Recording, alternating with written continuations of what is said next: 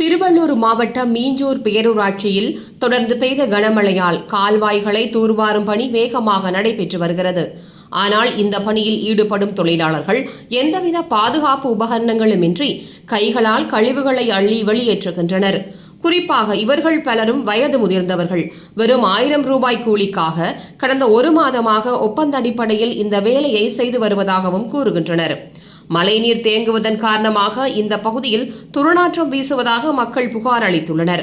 கால்வாய்களை தூர்வாருவதால் அந்த பகுதியில் துர்நாற்றம் அதிகரித்து அருகிலுள்ள கடைகளில் வேலை செய்யும் மக்களும் கடும் அவதிக்குள்ளாகின்றனர்.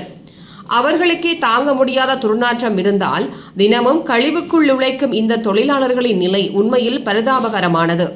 மீஞ்சூரில் பல கால்வாய்கள் சரியான பராமரிப்பின்றி இருந்ததால் மழைக்காலங்களில் தண்ணீர் தேங்கி மக்கள் பெரும் சிரமங்களை சந்தித்து வருகின்றனர்.